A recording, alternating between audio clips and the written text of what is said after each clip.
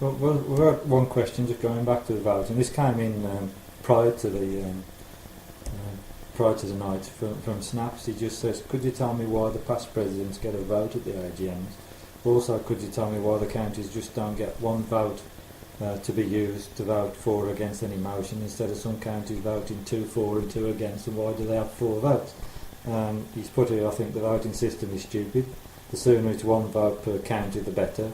And making it majority win, so that perhaps the president having a casting vote. Well, yeah, the idea is good. Simpler? The idea is good, but the bylaws say that that's the situation. Past presidents can vote. Each county association get 4 votes plus their representatives, and until that is changed, so be it. That's what will go on. So I believe, didn't at the AGM this year there's something like 99 votes available. That's right. It does seem rather excessive. I mean, there's lifetime members as well. Like, do they get votes and things like that?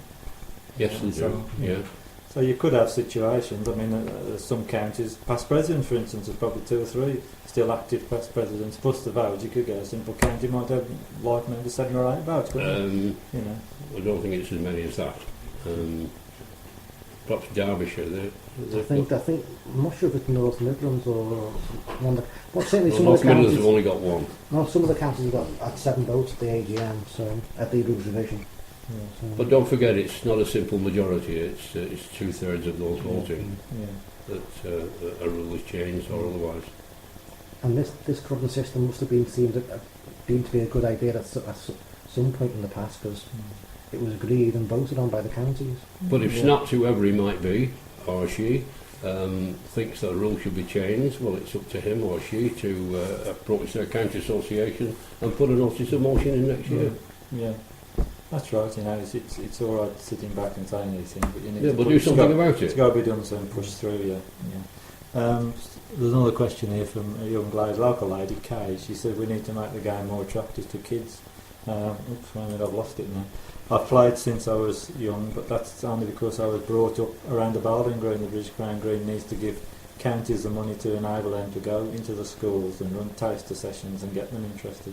I think we have I think done that. we've covered that. That is going on quite a lot as we speak. The educator has put another message on, just saying the only thing that will improve our game is to get it back on the telly.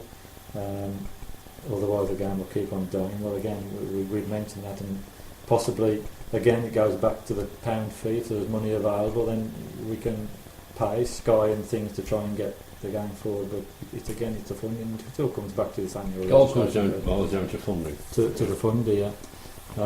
All ideas will be welcomed received. Yeah, of course it will. Colin Lane saying here, where is the British Crown Green based? Couldn't you buy the Waterloo and use it for the All England? Stop wasting £1,000 for seating everywhere else. Make it the British Crown Green's Wembley. Again, I mean, we touched that on that earlier. It'd be a nice prospect if it was all possible, wouldn't it, Ron? Well, it would be a nice prospect, but I don't. At this moment in time, I don't think it's coming on.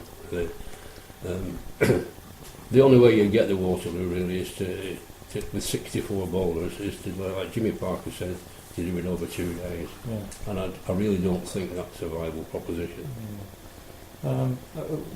Another one that came in earlier from Snaps, he says, do you think that we should abolish running your bowl and stamping rule to try and get some characters back into the game? He feels the British Crown Green have ruined that a little bit. I mean, we've got a message on here from Mandy Paget, who said, it'd be good on telly if we got people exciting to watch, and everybody used to love to watch the Vernon Lees. Oh, that's right. Yeah. And I think the rules have really strangled, restricted, aren't they? restricted people who want to express themselves. I mean, do you agree with that, Ron? Yeah, I do agree with it, to be honest, really. Yeah. Hopefully, perhaps things can be relaxed a little bit. The Manchester Premier League are more than happy to allow any stamping that you like to do. Yeah. To be honest, it doesn't do a lot of difference to your bowl, does it? Yeah. Unless it's concrete. All I was told stamping does is give you varicose veins. Yeah. Well, that's right. They give you Okay. Right, so we'll just carry on. I've got another one here, which came in earlier. It's got, it's addressed to me. It says, firstly, Mel, thanks. Congratulations on your interesting radio show. It's good to hear the views of some of the good old ones like Duncan, Frith and Burrows. Excellent listening. Keep up the good work. I have a question for Mr. Holt. What is your views on bowlers leaving one county to play for another county? I never thought I would see a Lancastrian playing for Yorkshire or Liverpool bowlers playing for Cheshire. I think it's down to pot hunting and believe you should play for the county you reside in based on your postcode. What's your thoughts on that? Well, it's one of my pet subjects, this really. I wonder, I stress the word loyalty.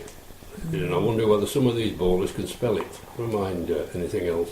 It annoys me when bowlers leave a county for who they've played for a number of years just to go pot hunting in another county association because their county that they played for originally haven't got a cat in hell's chance of winning anything, but they go to one who's got a chance. Mm. And I don't think it should happen. It shouldn't be allowed. I know there's some of the old bowlers like Noel Burrows, Brian Duncan, over the year, many years ago, have played for various county associations. But I'm talking of the modern ones now. My own particular county, there are at least three bowlers have left Merseyside to go and play with another county association, and I think it's wrong.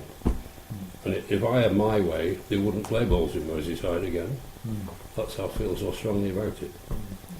But about the postcode, I think that shouldn't be restricting your postcode. You should select a county to play for and stick with that particular county association. I do tend to agree with you on that as well, Ron. Yeah. Couple of messages come up here. Chris Morrison says, let's send our bowls before the jack stopped. That's right. Yeah. That's right. Yeah. Why does it have to? I think one rule that I think should be changed really is if one ball has gone up and the ball falls off the green and you've got to pick your rest of your balls up and walk to the other end before you start again. I think it's a little bit time consuming apart from anything else, and I don't think it gains a lot. Yeah. Okay. Right. Okay. We'll just carry on now. I think we've got one or two more questions going. I've got one here about the Champion of Champions which came in. It says, I would like to know the selection criteria for the Champion of Champions. Why is the Midland Champions competition in it every year? I think that meant to be, why is the Midland Masters competition in it every year when it's not open to everybody? It's restricted I think it to is 4 or 5 counties. Can anybody enter the Midland Masters in county association? You've got to be registered to 4 or 5 counties. I And I think yeah, you can. Yeah. I think you can apply to become a member of the counties that, and apply to run a heath or apply to be. Careful how I say this really. It is technically classed as an open competition. It fulfills the criteria and so is allowed to go in. I'm not 100% convinced, but I'm more than happy to take the advice of people who know better than I do that it is. So. Well, the Midland Masters is run by, I will get this right, Staffordshire, Shropshire, North Midlands, Warwick and Worcester, Derbyshire, in those sort of 5 county potteries, those counties, and you qualify within your county and go forward to the finals.